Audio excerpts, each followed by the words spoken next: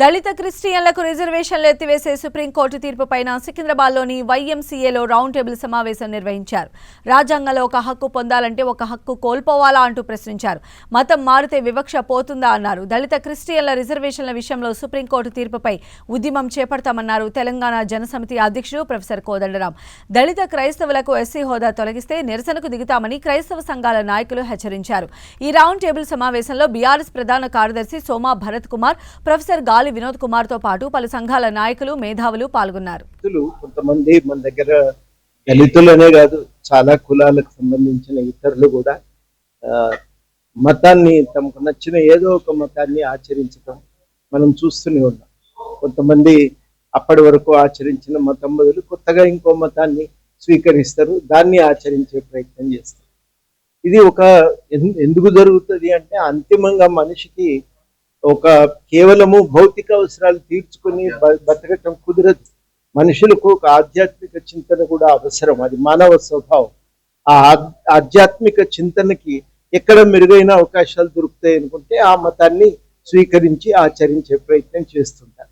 అయితే అంత మాత్రం చేత సమాజంలో వాళ్ళ పట్ల ఉన్న వివక్ష అంతమైపోతుంది అనుకుంటే చాలా పొరపాటు. అది కరెక్ట్ కానే కాదు. వాస్తవానికి మతం మారినా ఆ వివక్ష అనేది కొనసాగుతూనే ఉంటుంది. ఇది మనకు భారతదేశంలో కనబడుతున్నటువంటి ఒక ప్రత్యేక పరిస్థితి.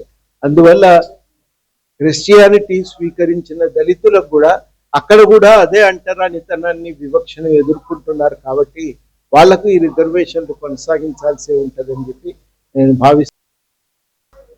ఆర్టికల్ 14 ఏదైతే ఈక్వాలిటీ క్లాజ్ ఉందో కాన్స్టిట్యూషన్ లో, దానికి విరుద్ధంగా జరిగిందనేది మా అభిప్రాయం. ఇది కాకుండా ఆర్టికల్ 25 ఫండమెంటల్ రైట్, అది కూడా 14, 15, 16తో పాటు ఆర్టికల్ 25 మత స్వేచ్ఛ గురించి, ప్రాథమిక హక్కుల్లో రాజ్యాంగం ఏదైతే స్వేచ్ఛని ప్రసాదించిందో ఆ స్వేచ్ఛకి భిన్నంగా ఇవాళ ఈ జడ్జిమెంట్ పనిచేస్తూ ఉన్నది.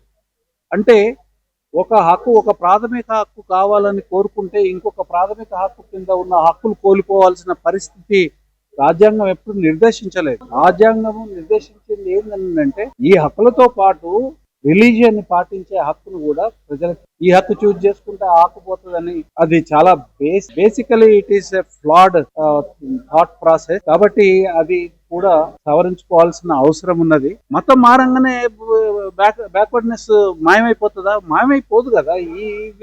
ఇవి సుప్రీంకోర్టుకు తెలియని విషయాలు కావు. దురదృష్టవశాత్తు అన్ఫార్చునేట్లీ వాళ్ళు వీటిని కన్సిడరేషన్ లో తీసుకుపోవడం ఏదైతే ఉన్నదో అది ఒక తీవ్రమైన ప్రభావాన్ని సమాజం మీద చూపుతుంది. తర్వాత వల్నరబుల్ సెక్షన్స్ అయిన ఎస్సీల మీద ఇది చాలా నెగటివ్ ఫలితం వస్తుంది.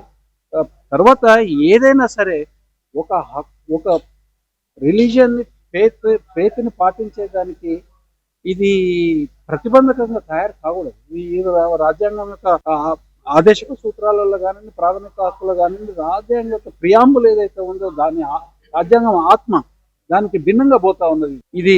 కాబట్టి ఇది చాలా సీరియస్ విషయం. అన్ని పొలిటికల్ పార్టీస్ కూడా దీని మీద ఆలోచించాల్సిన అవసరం ఉంది. Thank you very much for your presence, sir. We acknowledge and we appreciate your time. Thank you so much for your presence. అదేవిధంగా పోలీస్ ఆఫీసర్ సాల్మన్ గారు మన మధ్యలో ఉన్నారు. Thank you very much for your presence, sir. We acknowledge and we appreciate your time. Thank you so much for your presence. అదేవిధంగా police officer